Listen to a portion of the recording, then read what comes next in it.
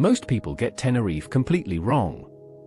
They book a hotel in the south, never leave the resort strip, and fly home thinking Tenerife is just sunburn and full English breakfasts. And look, no judgment, the south does that very well. But if that's all you see, you've missed the actual island. Because Tenerife is really two islands wearing one name, and once you understand that, you'll plan a far better trip. I live here, so let me walk you through it properly, where to go, what to skip, and the mistakes almost every first-timer makes. Start with the single most important decision, north or south. The south, Costa Adige, Los Cristianos, Playa de las Americas, is the sunny, dry, resort side. Reliable heat almost every day of the year, big hotels, golden man-made beaches, and every tour you can imagine leaving from the harbor. If you want guaranteed sun by a pool in January, the south delivers. The north, around Puerto de la Cruz and La Orotava, is greener, cooler, more Spanish, and frankly more beautiful. More cloud, yes, but banana plantations, old towns, dramatic coastline, and a fraction of the crowds. My honest advice? Base in the south if it's your first time and you want easy sun, but do not stay stuck there. Rent a car for at least a few days. Tenerife punishes people who don't. Because right in the middle sits the reason to rent that car, Mount Teide.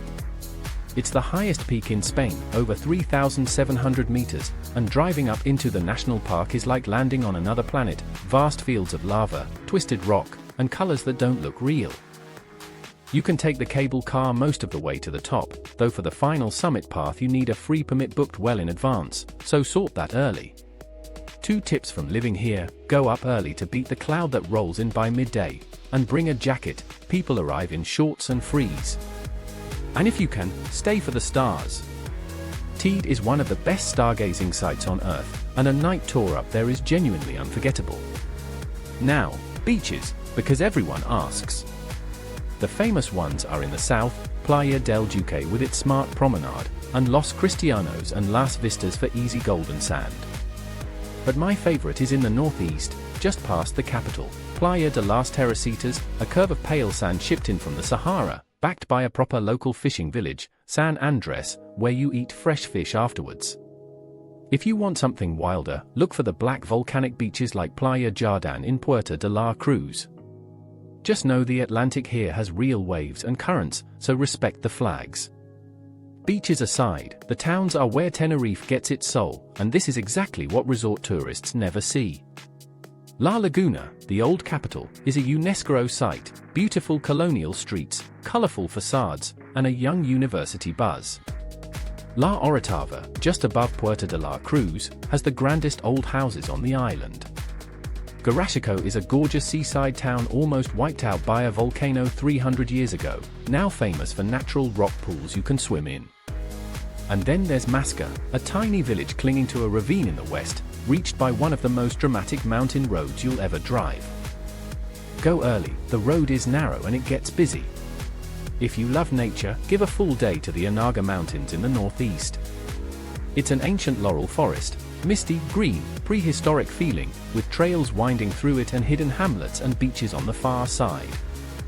It feels like a completely different country from the southern resorts, and it's maybe 45 minutes from them. That contrast, in one small island, is the whole point of Tenerife. Let's talk food, because eating well here is easy and cheap if you know what to order.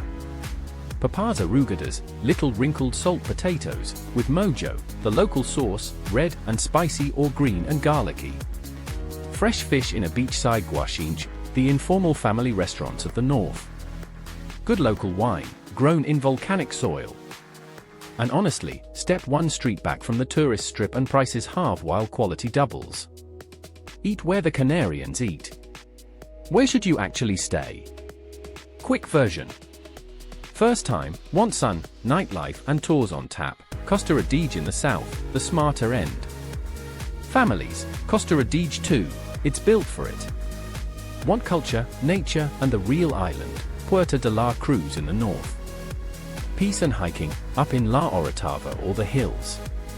And if you only do one thing differently from the average tourist, split your trip, a few nights south, a few nights north. You'll see twice the island. now the mistakes, so you don't make them. 1. Never leaving the resort. You flew to a spectacular island, so see it. 2. Not renting a car, even for 2 or 3 days. Public transport exists, but it'll cost you the best parts.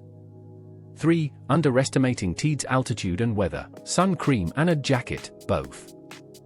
4. Only swimming at the crowded south beaches when the north has pools and character.